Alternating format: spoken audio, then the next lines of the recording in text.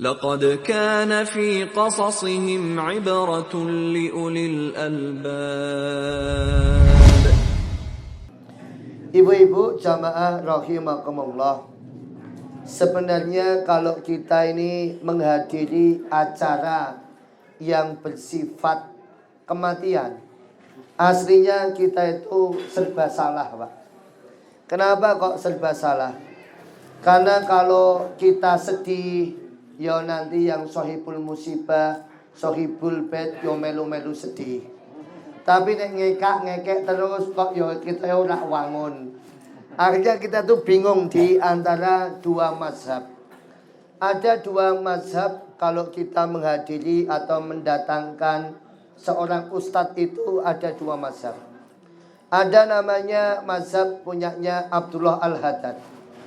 Kalau ada orang ngaji, cek. Kalau ada orang ngaji Bapak Ibu, Abdullah Al-Haddad ditanya, gurumu bisa nangis apa tidak?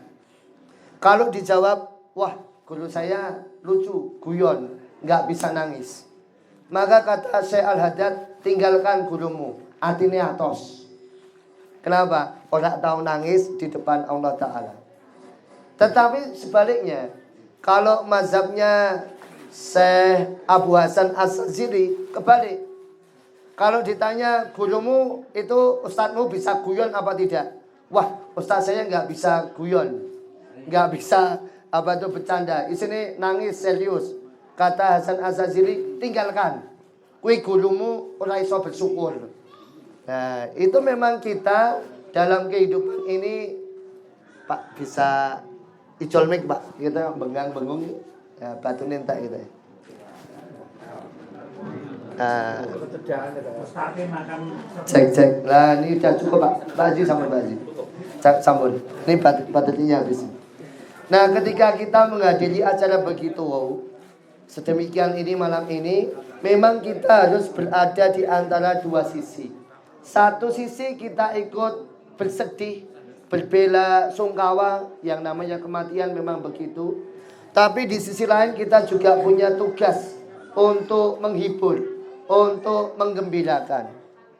Dan tadi sudah diawali oleh Pak Haji Suwardi. Ya, Pak Haji Suwardi tadi dalam sambutannya sempat menangis, sempat berambang. Dan begitulah seharusnya Bapak Ibu. Jangankan kok kita, Kanjeng Nabi Muhammad SAW, ketika putranya beliau itu yang namanya Ibrahim itu wafat, maka Kanjeng Nabi itu juga menangis. Sampai sahabat Abdullah bin Mas'ud atau Abdurrahman bin Auf tanya, ya Rasulullah, ya Kanjeng Nabi jenengan nangis? Tanya begitu tuh karena gumun. Loh, Kanjeng Nabi kok nangis? Padahal Kanjeng Nabi itu imannya paling hebat, takwanya paling bagus. Kok nangis? Maka kata Nabi Muhammad, ini adalah tangisan kasih sayang. Ini adalah tangisan rahmat. Inilah yang dilakukan oleh Pak Haji Suwardi. Tangisan ini sebenarnya bukan tangisan sedih, tapi tangisan kasih sayang, tangisan rahmah. Apalagi Pak Haji Suwardi ini dalam beberapa kesempatan sering cerita, saya ini masih ketok-ketokan sama anaknya, sama Mbak Dewi itu masih sering ketok-ketokan. Kadang berambang Dewi, kadang berjanjian, kadang tahlilan di Masjid Nur Hasanah, kadang beliau menitikkan air mata dan beliau ketok-ketokan. Dan itu adalah wajar. Ini tandanya kasih sayang. Maka ibu bapak, kalau ada orang keseripahan kok menangis, itu harus begitu. Sangat aneh ya. Orang ditinggal keluarganya, orang keseripahan kok orang nangis. Liyane do nangis, liyane do menitikkan air mata, dhek anteng ya, khusyuk tumak nina ditekoki. Lho iki kok ora nangis, Bos? Imanku kuat kok. Loh, malah imannya kuat. Justru salah. Imannya kuat itu malah kudune nangis. Karena itulah tanda kasih sayang kepada orang yang kita cintai dan dia mendahului kita. Maka ibu bapak jamaah rahimakumullah, ini ngajinya slow karena saya juga rada serak nih Bu. Kakian bengak-bengok ini. Biasa Pak Muharraman sone rada dawa. Ya. Sesuk kita jumpa 2 kali Bu di Darul Hasanah sama Ajil 10. Ibu Bapak jamaah rahimakumullah. Ketika kita membicarakan hal kematian, ada sebuah qaul dari para ulama. Para ulama salaf menyatakan kafa bil mauti wa'idun. Cukuplah kematian itu menjadi nasihat. Kita nih Pak, kita biasanya malam Jumat Kliwon ziarah kubur. Bahkan kita setiap beberapa bulan sekali, setidaknya setahun sekali, kita sering rombongan ziarah kubur. Itu semuanya adalah semuanya untuk kita mendapatkan nasihat. Apalagi kita biasanya ziarahnya ke makam wali-wali. Ada sebuah bait, ada sebuah syair Ibu Bapak. Ini ciptaannya konon, ciptaannya Kanjeng Sunan Giri. Sunan Giri membuat 4 baris, 1 bait yang sangat indah nasihat untuk kita. Ibu-ibu hafal nih lagunya. Turi-turi putih ditandur neng kebon agung. Ana cleret tiba nyemplung, mbok kira kembange opo. Cuma 4 kalimat, Pak. Cuma 4 kalimat kemudian jadi lagu populer, tapi sebenarnya ini adalah nasihat untuk kita. Turi-turi putih. Turi itu artinya adalah mituturi, memberikan nasihat. Dengan apa nasihatnya? Putih. Apa itu putih? Simbol kematian, simbol kain kafan. Makanya kain kafan itu kain putih, Bu. Kain kafan kok batik ya, pelangi, apa kuwi merah putih, bendera Indonesia enggak ada. Kain kafannya putih. Kafan kalau bahasa kita nih, Bu. Kafan kalau dijawabke menjadi kapan. Maksudnya apa? Ya ada orang itu tinggal menunggu giliran saja. Iki saiki dina iki wong iki sing wafat. Kapan-kapan giliran kita. Dan itu adalah sebuah kepastian. Kullu nafsin za'iqatul maut. Turi-turi putih, nasihat dengan kematian. Ditandur neng kebun agung. Apa itu kebun agung? Kebun agung adalah makam. Kata Sayyidina Utsman bin Affan, Ibu Bapak, yang namanya kuburan itu adalah tempat menakutkan di dunia ini. Maksudnya di perjalanan kehidupan kita. Kita Pak Bu, susah di dunia. Sak susah-susahnya di dunia. Iki oke koncone Pak. Ya. Kita diutang, oke sing diutang liyane. Kita kok merasa ra iso nglunasi cicilan, oke kancane. Kita kok merasa kere melarat orang didit, oke kancane Pak. Bahkan kita di akhirat kita merasa banyak dosa, oke koncone. Ya. Oke koncone, neng kono ya oke sing merasa banyak dosa. Atau misalnya naudzubillah, kita kok ditakdir oleh Allah masuk neraka. Naudzubillah tentunya kita berlindung. Ditakdir masuk neraka, disiksa, kuwi ya oke koncone. Wong neraka memang oke penghunine. Tapi kalau sudah ngomongkan kuburan, Pak, makam kebon agung, kuwi blas ora ono koncone.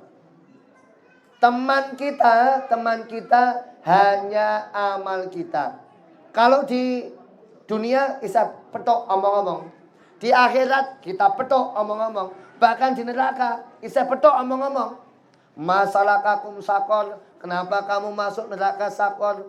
Lam taku minal musolin. Biar aku gak tahu sholat. Bisa omong-omong, Mbak. Tapi kalau neng kuburan, meh omong-omong besok kok. Mbak Pak Pin, Mbak Pak Saripin wis ra turu kono. Mosok Pak Saripin kon ngancani ya. Kita ini di kuburan enggak ada temennya. Kuburan itu enggak ada sahabatnya yang menemani ya amal-amal kita. Ya sing ngancani ya kewan-kewan, ular, belatung, rayap, singgat dan seterusnya. Tapi secara manusiawi yang menemani kita ya cuma amal-amal kita. Kalau amalnya bagus, maka akan menjelma menjadi makhluk yang bagus. Tapi kalau amal kita tercela, ya sebaliknya menjadi makhluk yang menakutkan. Begitupun ibu bapak, kemudian nasihat itu dilanjutkan oleh Sunan Giri, ono celalet tipe nyemplung. Kehidupan kita itu bapak ibu seperti celelet. Namanya celelet bu, cepet ora karuan. Kita mbiyen isih cah cilik, saiki wis duwe cah cilik. Mbiyen cek cah cilik, saiki wis duwe cah cilik. Mbiyen isih anak-anak, saiki wis duwe anak. Mbiyen dadi putu, saiki wis duwe putu. Hidup ini adalah mak betunduk. Ya. Hidup ini mak jegagi. Celelet tipe tahun. Dan kita dinasihatkan dalam surat Yasin yang kita baca. Waman nu'ammirhu nunakishu fil khalq. Afala ya'kilun. Dan apabila kami panjangkan usia, maka akan kami kembalikan ke bentuk penciptaannya. Itu ayat berapa bu? Wa man nu'ammirhu nunakishu fil khalq. Itu ayat berapa bu pak? Ya seperti Yasin lah. Penting Yasin lah. Kita nih pak, kalau usianya panjang, kita akan balik seperti bayi lagi. Zaman bayi ompong. Engko nek tuwa ya ompong. Mung bedane nek bayi ompong mesem nyenengke. Nek wong tuwa kok ompong mesem, wah kaca pecah kabeh. Ya. Bayi lambatan. Begitu wis tuwa apa meneh kena stroke, ora mung lambatan, berangkat. Ya. Nek yasinan pengajian ngene iki nek tinggal koncone malah ora iso balik. Ngopo? Ora ana sing gojeki. Nek tangi kudu digojeki. Dulu ibu kita, maaf kita nih ibu bapak suami istri waktu muda, wah apalagi pengantin baru lari bareng olahraga bersama kompak pak. Meh ngubengi lapangan ngendi wae kuat.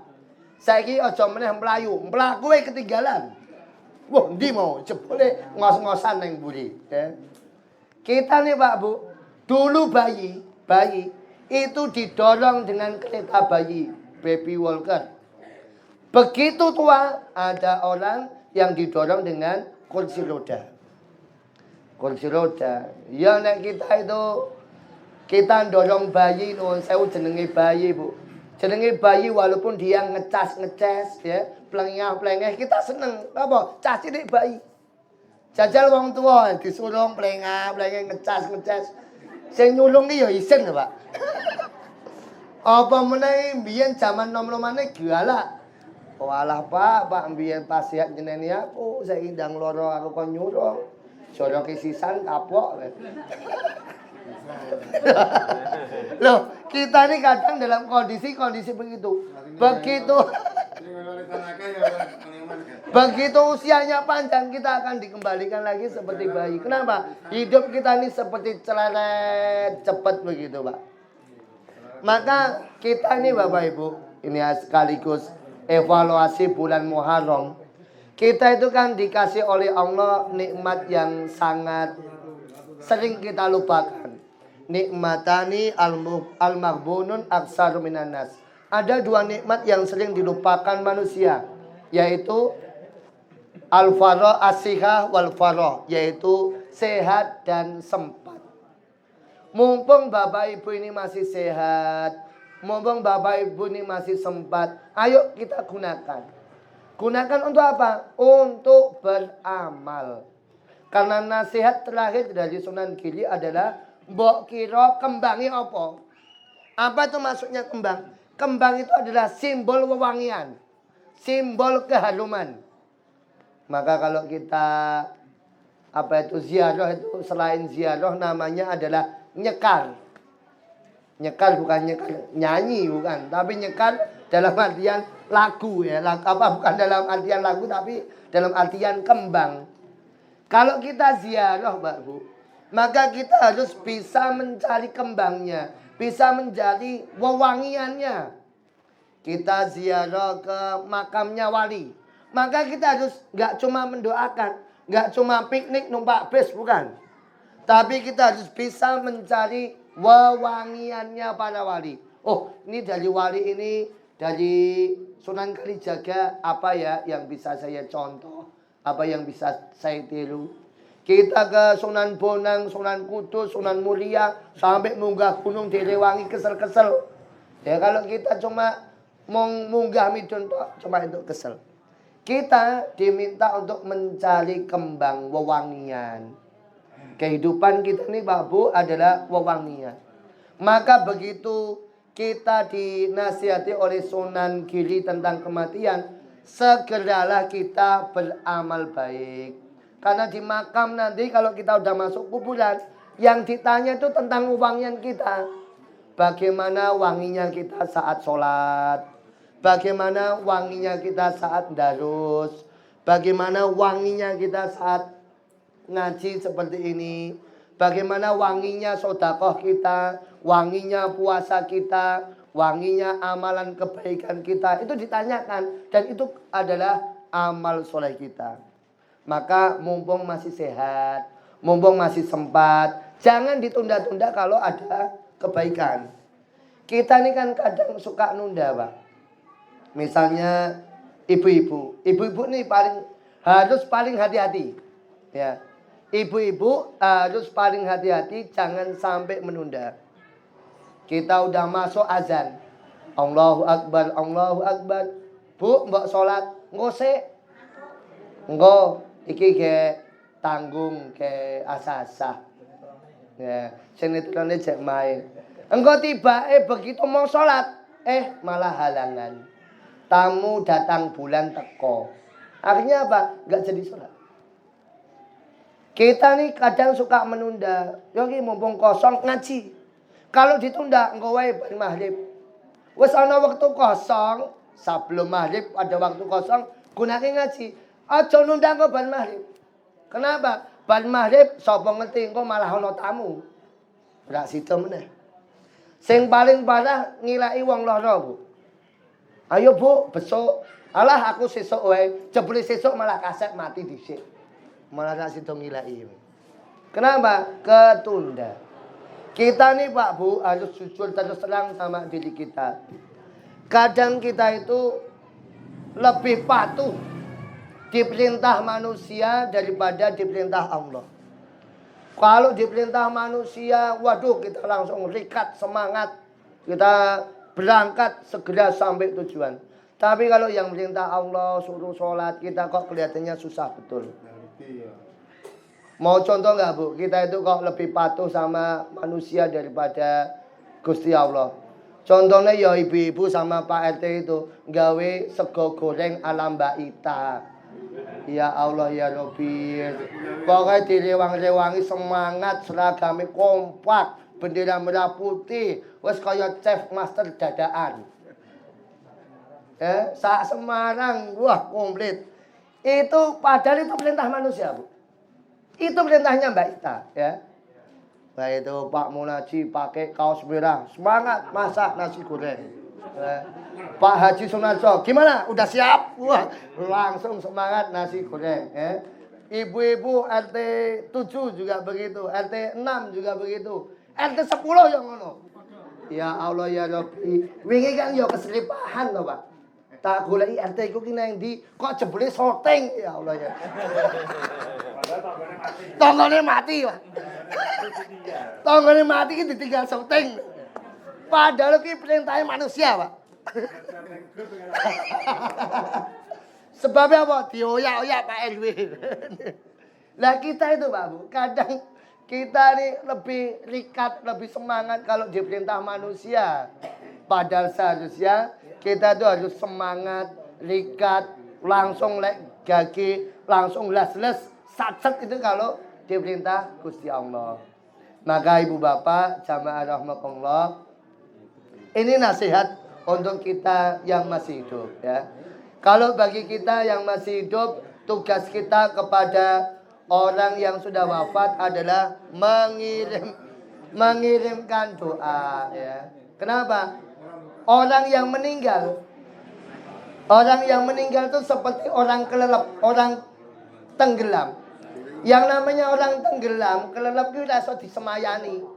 Ana wong kelelep, tolong. Kok aku tak nggo katok dhisik, ora ono, Pak. Ya. Aku tak ganti klambi dhisik. Cepet ditulungi. Kenapa? Yang namanya kelelep ora iso renang.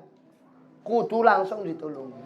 Lah begitu nih Pak Haji Suwardi merawuhkan kita, mendatangkan kita. Untuk apa? Untuk nolong, untuk menolong. Karena orang meninggal itu seperti orang kelelep yang butuh, sangat perlu pertolongan kita. Kalau Pak Haji Suwardi hanya mengandalkan keluarganya, ya paling nggak keluarga besar berapa lah? 50, 100. Tapi kalau bisa mendatangkan kita nih di sini, maka semakin banyak doa yang dimunajatkan, semakin banyak doa yang dipanjatkan kepada Allah, maka ini adalah sebuah bentuk kasih sayang, sebuah bentuk rahmah untuk Pak Haji Suwardi sekeluarga, untuk almarhumah Mbak Devi. Maka monggo Bapak Ibu, kita ini kan sudah dalam komunitas baik ya. Sudah dalam komunitas baik. Maka apa? Ya besok kalau kematian pasti datang ya. Maka kita harus saling mendoakan. Misalnya Bu, misalnya jika sudah sampai waktunya, misalnya sudah sampai waktunya, Ibu Bapak mau nggak seandainya saya wafat duluan ngirim Al-Fatihah untuk saya, mau nggak? Seandainya sudah sampai waktunya dan Allah menakdirkan saya meninggal duluan, jenengan kersa mboten ngirim Al-Fatihah. Ya, tapi aja terlalu semangat ngono kok. Kita nyengkake wae.